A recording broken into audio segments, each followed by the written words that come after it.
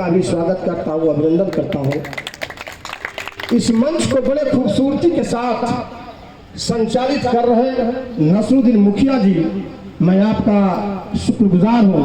बहुत बहुत धन्यवाद। इसकी अध्यक्षता कर रहे काशीनाथ कुशवाहा जी, रामगढ़ के प्रखंड अध्यक्ष, आपका भी स्वागत है। और सभी पीछे बैठे हुए हमारे साथी। इस बीच में मैं अपने अभिभावक के तौर पे हमेशा बताता हूं, आज भी मैं चाहता हूं कि रामगढ़ की सरजमी पे बल दे के कहूं कि मैं रविंद्र उपाध्याय जी का दिल से स्वागत करता हूं। और इनके साथ जो काम करने का मुझे जो अनुभव मिला अभी तक, जो 8-10 महीने साथ रहने का, निश्चित तौर पे मैं चाहता हूं सफर चाहे लंबा हो या छोटा हो, लोग अच्छे होने चाहिए, लोगों के विचार अच्छे होने चाहिए।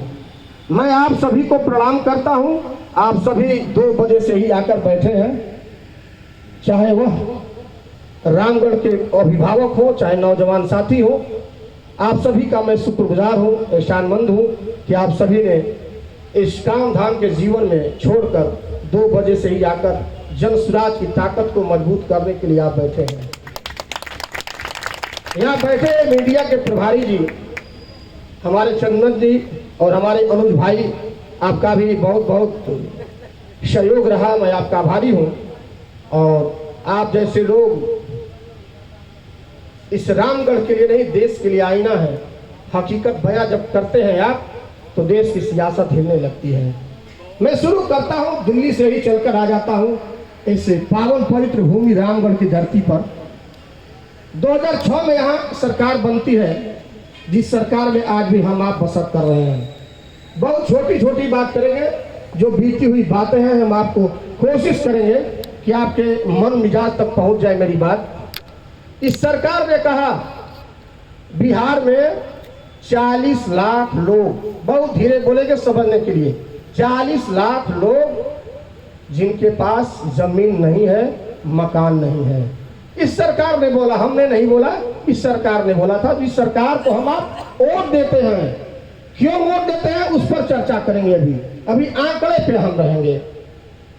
अभी तक इस सरकार ने 20 साल में आप समझिए 2,36,000 परिवार को ही केवल जमीन आवंटित कर पाई कागज से। जो भूमि आवंटित होता है ना 3 डिसमिल, आप लोग जानते हैं। अभी तो लड़ाई प्रशांत किशोर जन स्वराज लड़ रही है, लेकिन 40 लाख लोगों में 2,36,000 लोगों को भूमि आवंटित हुई है 20 साल में।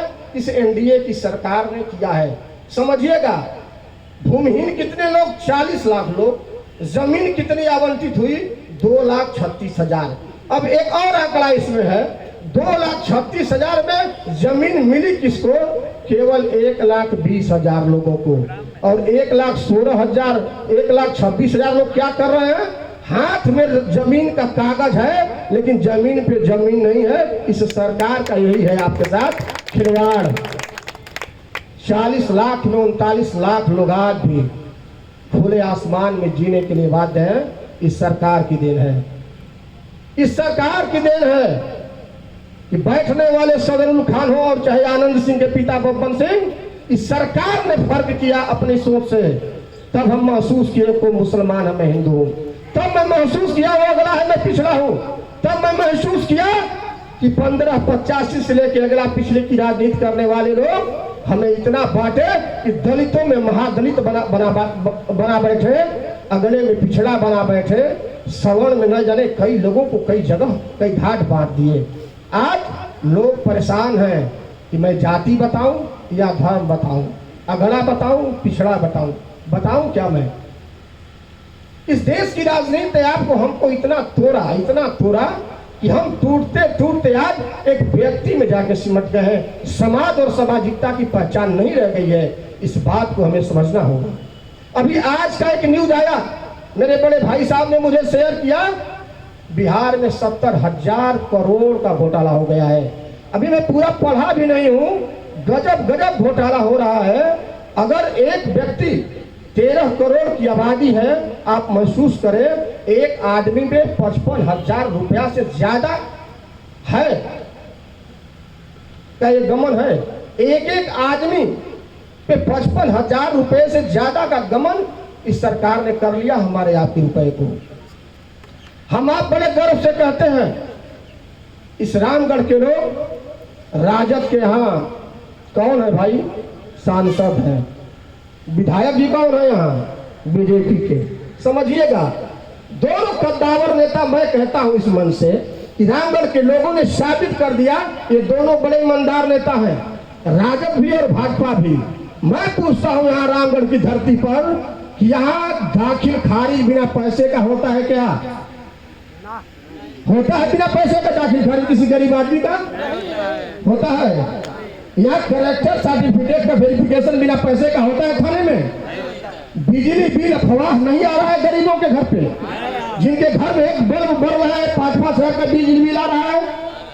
इंदिरा आवास में 20,000 से लेकर 30,000 लिए जा रहे हैं। मैं दोनों लोगों को एक साथ चुनौती दे रहा हूँ कि अरे भाई, आपने तो बड़े कर्मठ ईमानदार थे यहाँ के, दोनों लोग इत्तेफाक से एक साथ सांसद भी है और विधायक भी है, फिर भी इस जनता की सुध कौन लेगा? कौन लोग पूछेंगे इस सवाल को आपसे? जनसुराज पूछेगा आंख में आंख मिलाकर। मैं इसलिए आप सबों को बुलाया हूं कि ताकत जनसुराज में है, क्योंकि जनसुराज के प्रशांत किशोर की वो ताकत आज बिहार की सियासत हिल रही है। आप सभी मोबाइल और टीवियों पे देखते होंगे। तो जनसुराज की सरकार बनी तब और नहीं बनने से पहले की कवायद आप देख रहे हैं।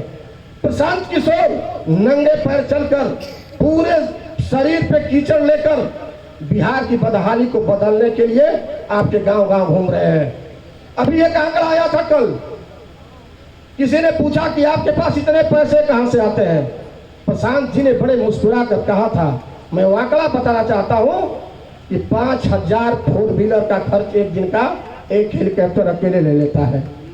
अब आप सोचो, हेलीकॉप्टर से घूमते हो और वही मेरे 5,000 जो मेरे लड़के हैं, मेरे पार्टी के जो कर्णधार हैं, वो फोर व्हीलर से घूमते हैं और तुम अपने लोगों को पैदल घुमाते हो और मैं फोर व्हीलर से घूमता हूं और मेरे लोग भी फोर व्हीलर से घूमते हैं। ये फर्क है उन पार्टियों में और जनसुराज में। समझना होगा जनसुराज को, आप सभी को। आप सभी को कंधे में कंधा मिलाकर चलना होगा, क्योंकि भाजपा और राजद ने हम सबका, मैं भी कल राजद में विश्वास करता था, इसमें कई भाई भाजपा में विश्वास करते थे, कई लोग बहुजन समाज पार्टी में विश्वास करते थे। सबने स्वीकार किया भैया बिहार नहीं बदल पाएगा, क्योंकि बिहार के बदलाव का इनके पास कोई नजरिया नहीं है, कोई प्लान नहीं है। इनके पास बिहार बदलाव के लिए कोई नीति ही नहीं है। इनके पास नीति है हिंदू मुस्लिम की, इनके पास नीति है अगड़े और पिछड़े की, इनके पास नीति है दलित और महादलित की, इनके पास नीति है हमें और आप एक जगह लड़ाने और भिड़ाने की। इसके सिवा इन लोगों के पास कोई नीति नहीं है। अभी आप देख रहे हैं कुछ ऐसी भी पार्टियां हैं हमारे बिहार में जहां पूरी तरह पारिवारिक गुलदस्ते बन के लोग बैठे हुए हैं पदों पर। मैं इसलिए बताना चाहता हूं कि जरूरी है कुछ मंचों से भी बातों को रखा जाए। अजीब अजीब पार्टियां हैं बिहार में, नाम समाजवादी, विचारधारा समाजवादी, और हाथी कहां बन के समाजवादी हाथी कहां जाके बैठ गई बेचारी? परिवारवादी सोच के दरवाजे पर परिवार बन रहा है, समाजवाद पीछे पीछे हो रहा है आज कि मेरा दाखिल खारिज कौन कराएगा, मेरा बिजली का बिल 10,000 आ गया, इसको कौन कम कराएगा, इंदिरा आवास में खुल्लम खुल्ला लिया जा रहा है पैसा, इसको कौन मना करेगा? ये समाजवादी विचारधारा के लोग हैं। पिता राष्ट्रीय अध्यक्ष तो बेटा प्रदेश अध्यक्ष, फिर पिता उप राष्ट्रीय अध्यक्ष तो बेटा भी राष्ट्रीय अध्यक्ष, फिर बेटा विधायक। अरे भाई ये कब तक चलेगी? इससे निजात पाना होगा आप सबको, क्योंकि हम मजदूरों की गुलामी और बंधुआ राजनीति दोनों पसंद नहीं करते। अगर पसंद करते तो देश आज गुलाम ही रहता। ये देश गुलाम आज तक रहता अगर लोग गुलामी पसंद करते। तो हिंदुस्तान का इतिहास ये नहीं कहता कि आप पैर कटा लो, लेकिन गुलामी में रहना मत सीखो आप, क्योंकि यहाँ राजनीतिक गुलामी की जंजीर बना दी गई है हमारे राज्य के बीच में।